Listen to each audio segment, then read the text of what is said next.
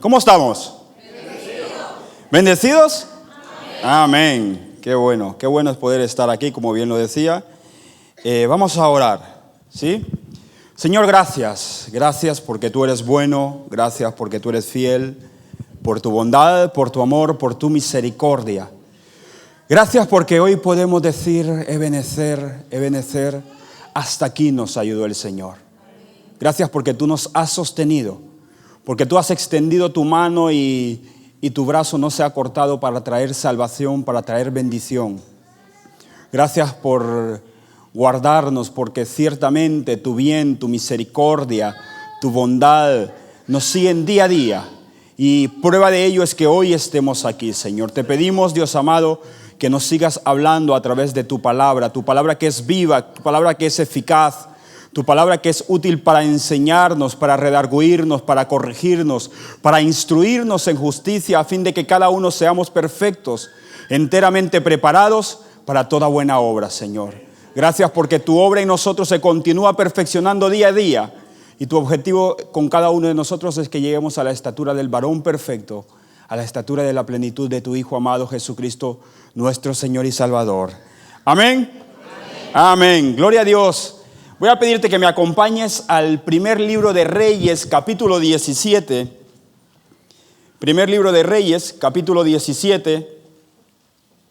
Es un pasaje que conocemos muy bien. Seguramente lo habéis leído muchísimas veces. Inclusive los que predicáis seguramente también ya predicasteis de este pasaje.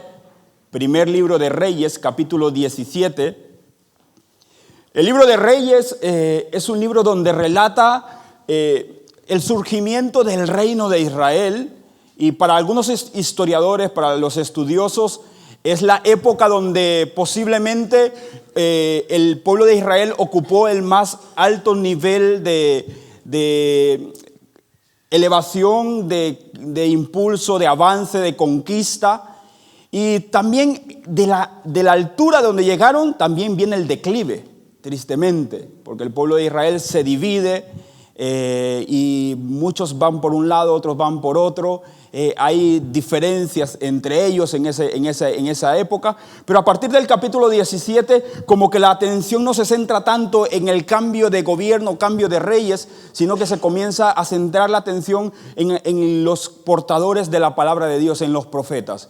Y aquí en el capítulo 17 comienza y aparece un hombre llamado Elías, que no se sabe mucho de su trasfondo cultural, donde nació. Solamente se dice que era de Tisbita, de morador de Galaad, pero no se sabe mucho acerca de Elías. Sin embargo, hermano, antes de comenzar a leer, quiero decirte que no importa de dónde hayas nacido. No importa cuál sea tu trasfondo, no importa cuáles sean tus orígenes, lo que a Dios le importa es tu presente y es tu futuro. No dejes que tu pasado te señale. No dejes que tu trasfondo te señale. Lo que importa es un corazón dispuesto y lo que Dios quiere hacer en tu vida y a través de tu vida. Porque los pensamientos de Dios para ti son mucho más altos que los pensamientos que tú mismo tienes acerca de ti. Yo no sé qué estás anhelando. Yo no sé qué pensamiento estás teniendo acerca de ti. Pero quiero decirte que yo creo que todos anhelamos bien para nosotros. ¿Cuántos anheláis un bien para tu propia vida? ¿Sí? Pero por encima de ello está el anhelo de Dios para tu vida. Si tú crees que eres la persona que desea el mayor bien para ti, hay alguien que desea un mayor bien para ti. Y ese es el Señor. Amén. Y aquí en el capítulo 17 del primer libro de Reyes dice: entonces Elías Tisbita, que era de los moradores de Galaad, dijo a Acab, el rey en el momento ahí de Israel: vive el Señor Dios de Israel, en cuya presencia estoy, que no habrá lluvia ni rocío en estos años, sino por mi palabra. Y vino palabra del Señor diciendo: apártate de aquí y vuélvete al oriente y escóndete en el arroyo de Kerit, que está frente al Jordán. Beberás del arroyo, y yo he mandado a los cuervos que te den allí de comer. Y él fue e hizo conforme a la palabra del Señor, pues se fue y vivió junto al arroyo de Kerit, que está frente al Jordán. Y los cuervos le traían pan y carne por la mañana, y pan y carne por la tarde, y bebía del arroyo.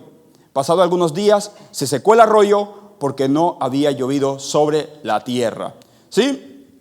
Elías declara una palabra frente al rey Acab. Le dice, mira, Acab, no lloverá hasta que yo no lo diga. Esas son palabras mayores. Hay que tenerlo muy claro. Wow, eso es autoridad. Sin embargo, él dice algo muy importante. Vive el Señor en cuya presencia estoy, que no ocurrirá esto sin que yo lo diga. Y me llama mucho la atención, hermanos, porque ¿dónde estaba ocurriendo esta conversación? ¿Estaba en el templo? ¿En el tabernáculo? ¿No? Y aquí ya el Señor me traía una enseñanza que quiero transmitir. Hermanos, en realidad muchas veces los cristianos nos cuesta vivir en victoria porque tenemos igledependencia. Porque creemos que nuestra victoria depende de cuánto nos congregamos. Y no estoy diciendo que no hay que congregarse. Uy, vino aquel chico pelo de puntas de Barcelona y dijo que no hay que congregarse. No estoy diciendo eso. Sin embargo, que la presencia de Dios está donde tú vayas. La presencia de Dios está donde tú estás. Y antes Nieve decía, o sea, que nuestro trabajo, que nuestros lugares donde nosotros nos desenvolvemos en nuestro día a día, allí seamos de bendición. Pero vamos a ser de bendición cuando seamos conscientes de que la presencia de Dios está con nosotros en nuestros lugares de trabajo, en nuestros centros de estudio, en el barrio donde vivimos, en la escalera donde estamos habitando. Que las personas puedan notar que nosotros no estamos ligados solamente a una iglesia que está aquí en Mataró, sino que donde vamos estamos conscientes de que la presencia de Dios está con nosotros. Amén. La presencia de Dios no está ligada a un lugar físico. Cuando Jesús hablaba con aquella mujer samaritana que se le apareció, que se le acercó, Jesús le dijo que el tiempo viene donde los verdaderos adoradores adorarán al Padre en espíritu y en verdad. Yo no sé si somos conscientes de ello, hermano. Y antes Adi mencionaba la pandemia. La pandemia sacó de juego a muchos que se hacían llamar cristianos. Porque como dejaron de congregarse, ya se apartaron. Hermanos, la presencia de Dios está en donde nosotros estamos. Seguramente habéis escuchado cuando vienes aquí a la iglesia o vas a alguna iglesia, entra en la presencia del Señor. Y la pregunta que me surge es, ¿quién nos dijo que no saliéramos? Porque los cristianos no somos llamados a entrar y salir de la presencia del Señor. Somos llamados a habitar en la presencia del Señor. Somos llamados a habitar en la presencia del Señor. El Salmo 91 dice, el que habita al abrigo del Altísimo morará bajo las sombras del Omnipotente. Diré yo al Señor, esperanza mía, castillo mío, mi Dios en quien confiaré. Somos llamados a habitar en la presencia del Señor. Somos llamados a establecer nuestras vidas bajo el abrigo del Altísimo. Somos llamados a vivir bajo la sombra del Omnipotente. Pero a pesar de ellos, hermanos, aunque vivamos bajo la sombra del Omnipotente, aunque vivamos bajo el abrigo del Altísimo, aunque habitemos en la presencia del Señor, problemas vendrán. Dificultades vendrán. ¿Sabe? Se ha vendido un cristianismo de decir, mira, ven a Cristo que tus problemas se solucionan. Antes lo hablaba con Virgi. Sí. ¿Qué evangelio muchas veces se vende? Ven a Cristo que tus problemas se solucionan. Ven a Cristo que Él tiene toda la respuesta a tu necesidad y los problemas se acrecentan más. Las dificultades se aumentan. Mire, y yo alguna vez lo he dicho, de joven iba a evangelizar. Y un día una persona, yo le prediqué este evangelio, le dije, ven a Cristo que tus problemas se solucionan. Yo era consciente que aquella persona era un delincuente. Y su vida la dedicaba y todos los recursos económicos que él tenía era a base de la delincuencia a la cual él se dedicaba. Ahora, él viene a la iglesia, él viene a Cristo después de que le predico. Pero ya el hombre ya no tiene recursos económicos. Sus problemas se aumentaron porque ya no tenía ingresos. Y me dijo, tú me mentiste. Porque ahora yo tengo problemas mayores, porque ahora tengo necesidad económica, que ya antes no la tenía. Y es que, hermanos, no podemos decir que viniendo a Cristo, y no digo que Dios no sea todo por eso, luego lo veremos, pero no podemos decir que viniendo a Cristo los problemas se solucionan. Ahora, cuando estamos en Cristo, vemos desde una óptica diferente los problemas. Vemos desde una óptica diferente las crisis, las necesidades. Y mira, es algo muy interesante porque Dios le dice a Elías, Elías, háblale a Acab y dile, no habrá lluvia. Pero lo interesante de esto es que Elías se ve afectado por esa palabra también. Había sequía, había necesidad, pero Elías no se excluyó de esa necesidad. Y cualquiera pudo haber dicho, Señor, vale, yo declaro esa palabra sobre ellos, pero a mí exclúyeme. Pero Elías recibió aún ese proceso por el cual Dios estaba metiendo al pueblo de Israel. Porque Dios llevó a Elías a declarar esa palabra, porque la intención de Dios al declarar esa palabra es que el pueblo volviera a su corazón a Dios. Y es que muchas veces, hermanos, estamos pasando por necesidad, o personas alrededor nuestro estamos pasando por necesidad, y esa necesidad que está ocurriendo es parte del proceso que Dios quiere llevar a esa familia, a esa persona o a ese conocido, para que él vuelva su corazón a Dios. Ahora bien, no queramos ser más buenos que Dios, porque muchas veces intervenimos y metemos nuestras manos con un corazón bueno, con un corazón bueno, pero tal vez no siendo guiados por Dios, tal vez obstruyendo el plan o el propósito de Dios de llevar a esa persona a que sienta la necesidad y que en medio de esa necesidad pueda volver su corazón a Dios. Hace algún tiempo vino una madre a pedirme oración por su hijo. Su hijo estaba en juicio, porque había cometido algunos delitos y en medio de ese juicio me dice, ora por mi hijo. Le digo, ¿quieres que ore? Porque en medio de esta situación que está viviendo, él pueda volver su corazón a Dios. No, porque el juicio salga favorable. Y es que muchas veces no estamos entendiendo. Muchas veces estos procesos son parte fundamental para que las personas vuelvan su corazón a Dios. A mí me encanta la historia del hijo pródigo, pero me encanta la actitud del padre. ¿El padre fue a buscarlo? El padre anhelaba y sufría. Y yo ahora que soy padre primerizo y novato, como todavía en prácticas, queremos lo mejor para nuestros hijos. Pero el padre estuvo esperando a que el hijo volviera. Porque sabía que si él iba a buscarlo, lo iba a traer a casa, pero si no había sido procesado, si no había tocado fondo, el hijo se la volvía a hacer.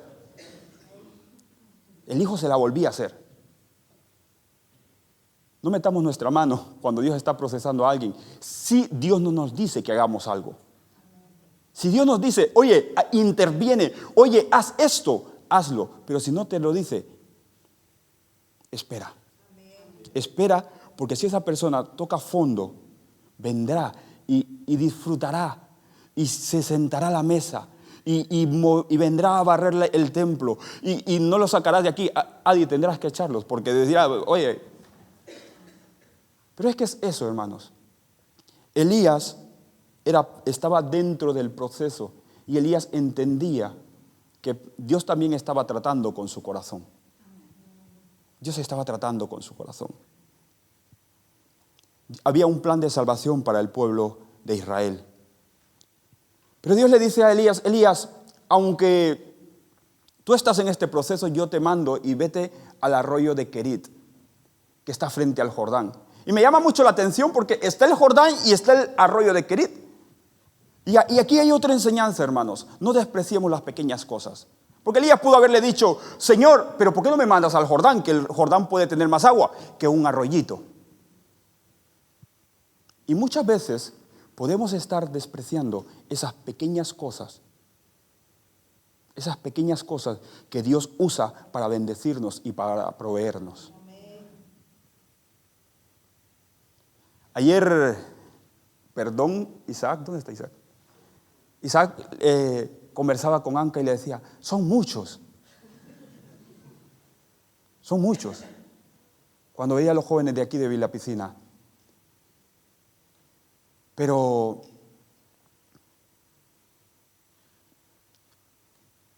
hay que aprender a disfrutar, Isaac, de los pocos. Hay que aprender a disfrutar de los pocos. Y si disfrutamos de los pocos y los cuidamos, entonces Dios traerá más. Y Dios traerá más, porque nuestro corazón está preparado para disfrutar de los muchos. Así que disfruta de los pocos, porque después faltará espacio, pero sabrás disfrutar de los muchos porque has aprendido a disfrutar de los pocos. Elías fue al arroyo. Y Dios le dice, mira, no solamente beberás del arroyo, sino que también vendrán los cuervos y te traerán pan y te traerán carne. Sabemos que los cuervos son animales carnívoros.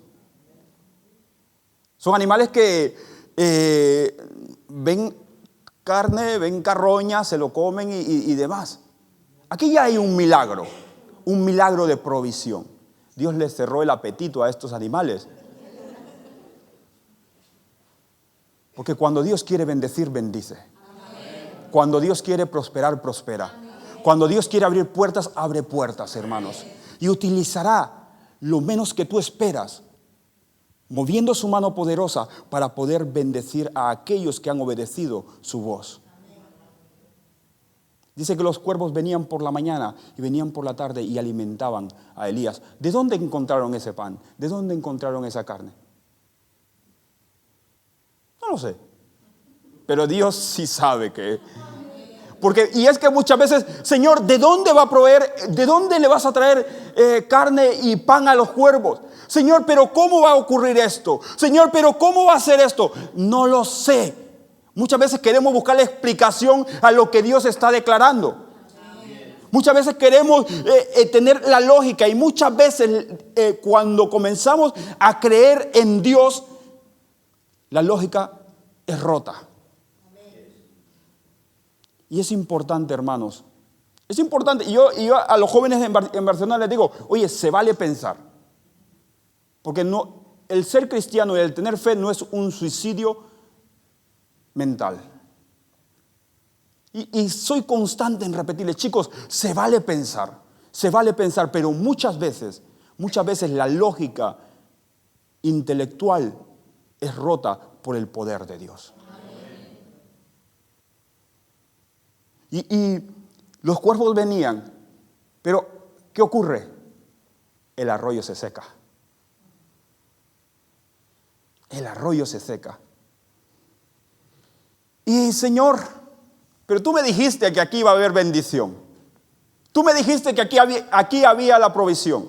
Pero Dios le dice, mira, muévete ahora y te vas a la casa de una viuda a la cual yo ya le he hablado. No, Señor, pero es que yo estoy cómodo aquí en el arroyo. Y comenzamos a declarar ahora en el nombre de Jesús que el agua fluya de nuevo en el arroyo. Pero Dios te está diciendo, muévete de tu lugar. Muchas veces Dios ya ha secado el arroyo porque Él quiere llevarte a una nueva etapa. Tal vez el arroyo durante un tiempo fue un arroyo de bendición, un arroyo donde Dios te proveyó lo que necesitabas. Pero no te aferres al arroyo, sino que es necesario ser obediente y moverte a una nueva etapa. ¿Cuántos se están aferrando hoy en día a un arroyo que ya se secó. Y damos gracias al Señor por los arroyos cuando nos bendijeron, cuando el Señor nos proveyó, cuando el Señor nos bendijo a través de los arroyos.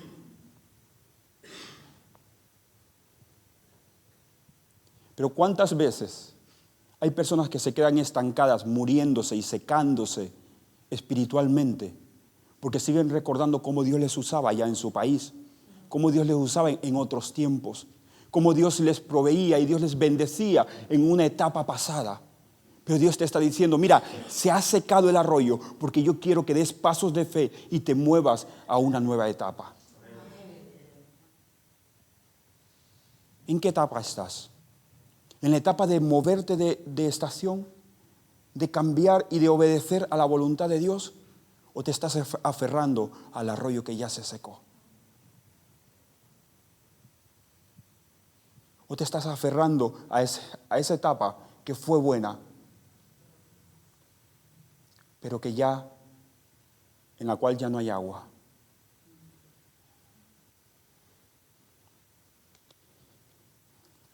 Dios le dijo a Elías, vete a la casa de la viuda. Y cualquiera pudo haber pensado, la viuda tiene dinero. La viuda ha almacenado. La viuda tiene una buena despensa. Sin embargo, cuando Elías llega donde la viuda le dice, oye, dame agua. Vale, agua te doy. Pero también prepárame una torta. Y dice, ahí ya no entro, Ahí ya no. Ya ese límite lo has traspasado. Y tengamos en cuenta algo muy importante, hermanos, y volvemos nuevamente a que Dios rompe esquemas. Porque desde esos tiempos bíblicos, las viudas siempre fueron destinadas a ser bendecidas y no a bendecir. Y hablo como hombre. Los varones, diríamos, vale, yo entiendo y conociendo el contexto, que las viudas estaban para ser bendecidas y no para bendecir. ¿Cómo me voy a acercar a pedirle a esta mujer? Y sabiendo que tiene un hijo encima, ¿cómo voy a ir a pedirle a alguien que está esperando que le bendigan y no está esperando para bendecir? Pero Elías fue obediente a la voz de Dios. Porque muchas veces la obediencia a la voz de Dios tiene que romper nuestros esquemas mentales. Incluso debe romper las estructuras que muchas veces se han creado, estructuras que en lugar de permitirnos ver la gloria de Dios, nos están limitando ver la gloria de Dios. Elías va y le dice, oye, dame una torta. Pero lo interesante es que Dios le dice, yo ya le he preparado, yo ya le he hablado a esa mujer. Dios ya había preparado el corazón. Y tengamos en cuenta algo muy importante. Esta mujer no formaba parte del pueblo de Dios. Y es que muchas veces Dios le hablará a personas que no forman parte del pueblo de Dios para bendecirte, para proveerte, para abrirte puertas. Pero no nos vamos a aprovechar de ellos. Porque muchas veces vemos esa oportunidad y queremos aprovecharnos de ellos. Sin embargo, Elías le dice, mira, el Señor me ha dicho, tú confía, porque no se escaseará en tu casa, porque tú has abierto la puerta al siervo del Señor. Dice la palabra que aquella mujer fue y preparó como Elías le había dicho, y no escaseó en la casa de aquella mujer. Hubo provisión y hubo bendición. Sin embargo, a pesar de ello, hermanos, días después, el hijo de la viuda muere. Esto está en el capítulo 17. Algunos lo conocéis, si no, luego lo podéis leer.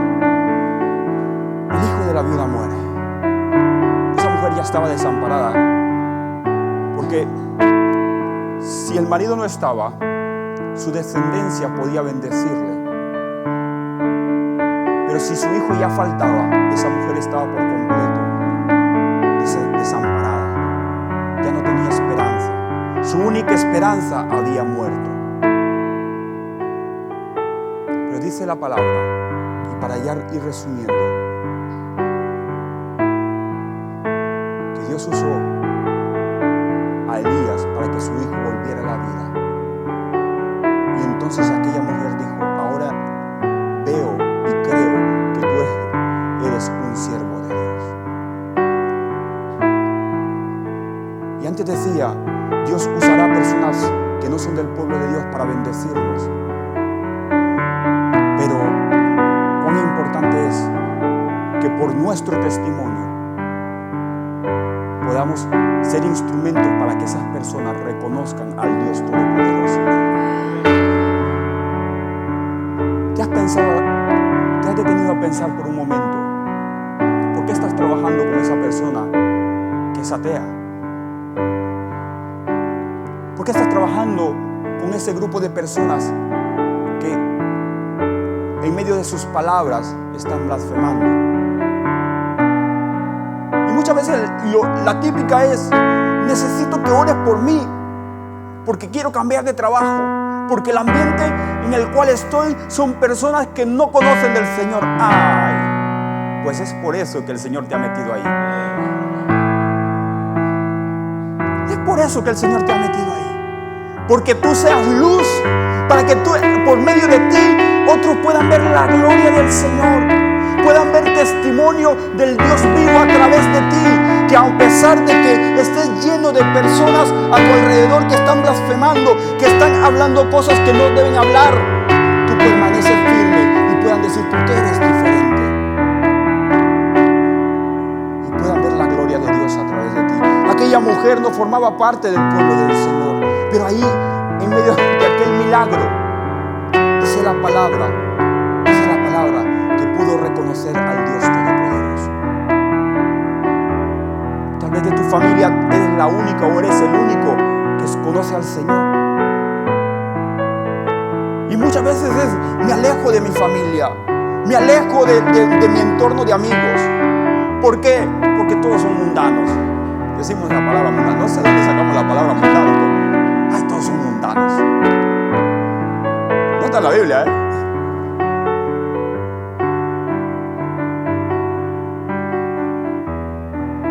¿Quién te dijo que te alejes de tu familia? ¿Cómo va a conocer tu familia a Dios si tú te alejas de ellos? Si Dios te ha levantado a ti para que tú seas la sal y luz. La sal y la luz. La luz no se nota si no está en medio de la oscuridad. ¿A qué no?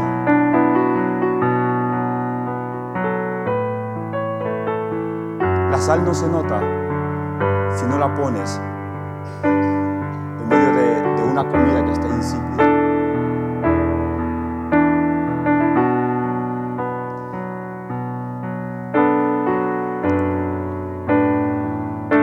¿En qué condición estás en esta mañana?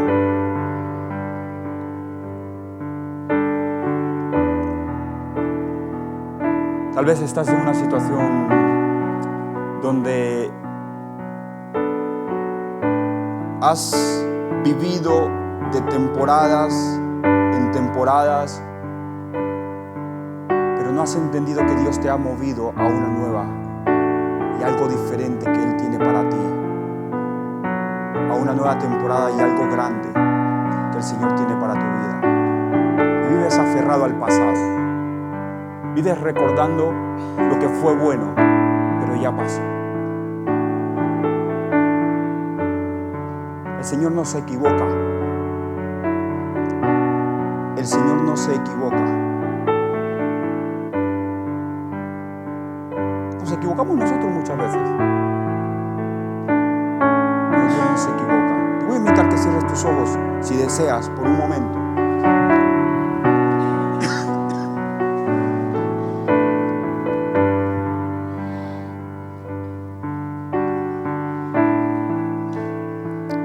Sientes que Dios te ha hablado en esta mañana. Tal vez el entorno donde estás trabajando, e incluso muchos te han dicho: oye, debes salir de allí, debes cambiar de trabajo.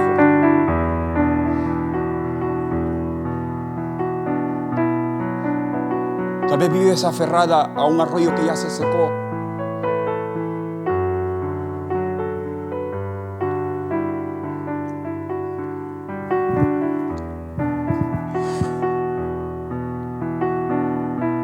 cuán importante es que en medio de cada circunstancia que estemos viviendo, sepamos vivir en la presencia de Dios. Porque cuando estamos en la presencia de Dios y vivimos y habitamos en la presencia del Señor, si tenemos que movernos, si tenemos que salir, si tenemos que quedarnos, va a ser guiado por la presencia de Dios.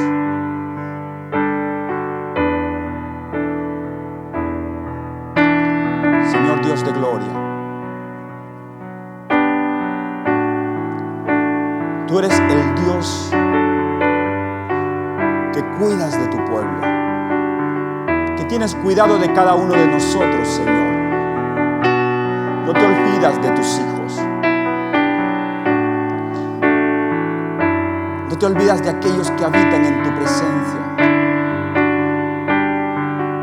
y aquellos que están bajo el abrigo de tuyo, Señor, bajo tus alas, los tienes seguros. Y aunque muchas veces bajo tu presencia tengamos dificultades, tengamos adversidades, hayan crisis, hayan necesidad, hayan problemas familiares, enfermedades, cuando estamos en tu presencia y habitamos en tu presencia, estamos confiados, nuestro corazón está tranquilo.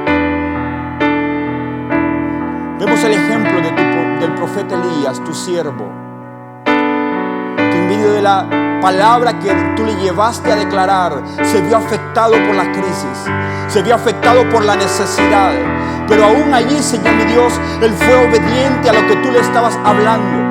Él fue obediente y perseveró obedeciendo lo que tú le estabas hablando, Señor.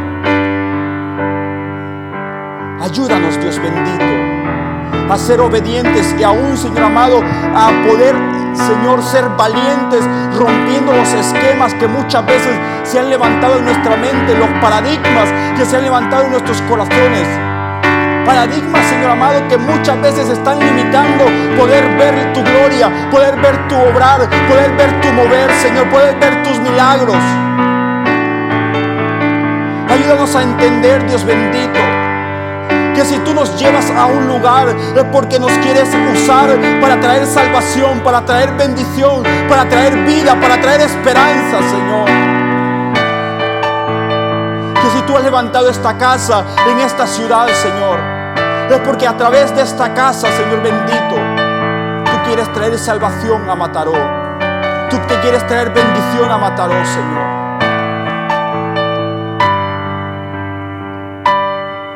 Que se pueda ver tu provisión, que se pueda ver tu bendición, que se pueda ver tu prosperidad, tu respaldo en esta casa, Señor. Y que allí donde vaya cada hijo tuyo, cada hija tuya, Señor, seamos conscientes de que tu presencia está con nosotros, de que tú estás presente, Señor, y que tú nos estás guiando para poder hacer tu voluntad. Ayúdanos, Señor, ayúdanos a ser instrumentos por medio de los cuales tú traes salvación a las personas que están a nuestro alrededor. Gracias, Dios bendito. Te damos la honra y la gloria, porque solamente tú la mereces, Señor. Amén y amén. Que Dios os continúe bendiciendo grandemente.